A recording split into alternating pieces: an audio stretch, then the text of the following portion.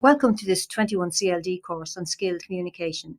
This course focuses on what we mean by skilled communication and how we can plan opportunities for students to develop the type of communication skills necessary for living and working in this globally connected world of the 21st century.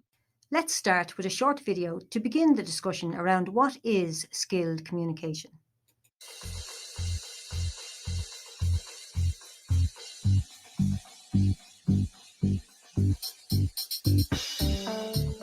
Today we live in a connected society where the internet is providing us with multiple ways to connect and communicate with people all over the world.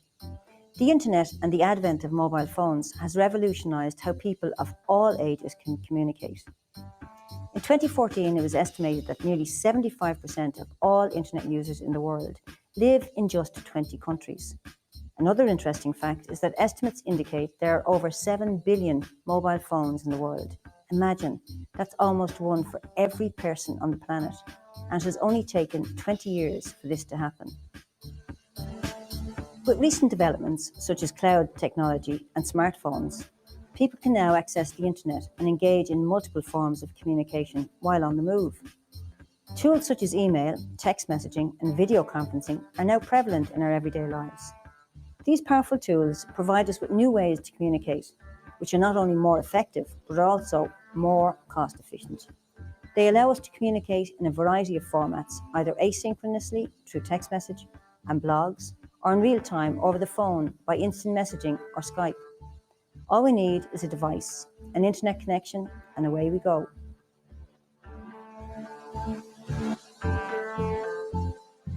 The explosion in new technologies is constantly creating new opportunities for us to communicate with people all over the world without ever leaving our homes or our schools. These technologies certainly have enormous potential to support skilled communication, and they are placing new demands on teachers to prepare young people to use them appropriately. Unfortunately, all too often, these powerful tools are used to engage in low-level chatter, where people send single texts or tweets on unrelated topics. In contrast, our young people could use these tools for extended communication to engage in deep conversations about an issue such as global warming.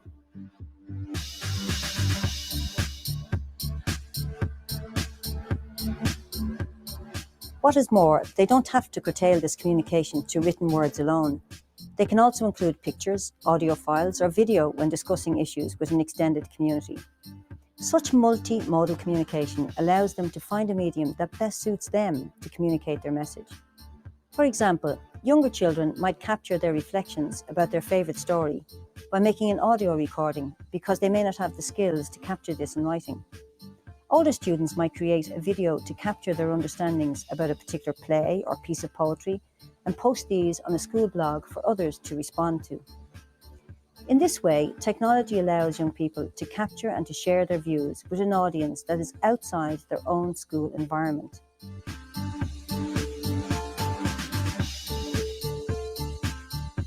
This gives new meaning to the notion of extending the walls of the classroom to link with the outside world. We as educators need to consider how to design appropriate learning activities to engage young people to become effective, skilled communicators.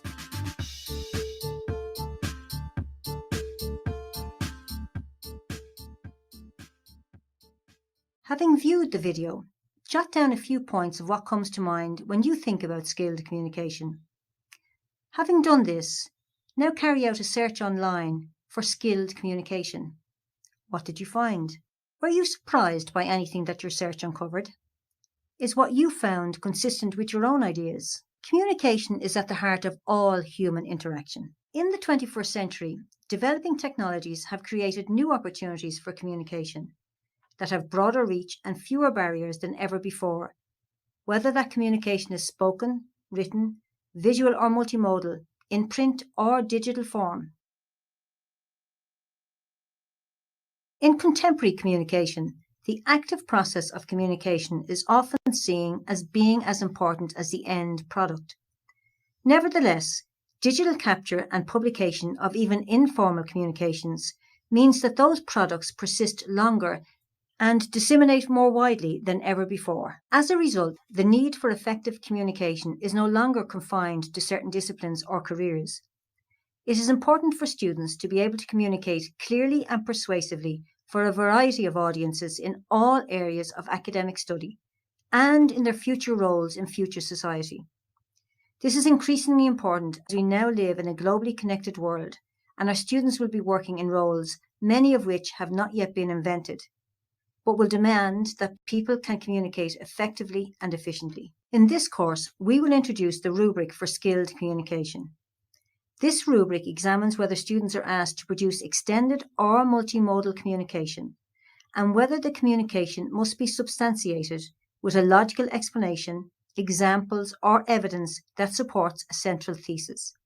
At higher levels of the rubric, students must craft their communication for a particular audience. Skilled communication can take many different forms. For example, as part of a learning activity, students may have a discussion with a peer over Skype. In this rubric, we don't focus on informal classroom talk, whether face-to-face or electronic. Instead, we focus on activities that require students to articulate their ideas in a permanent form, such as creating a presentation, recording a podcast, writing a document, or sending an email. A performance, for example, a skit or an oral debate, would also be considered in this rubric.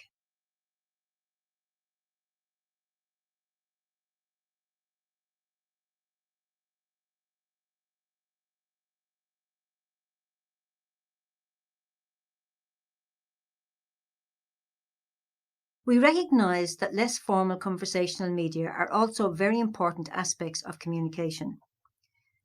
For effective uses of Skype, they will have to have an outcome related to the learning goals of the activity.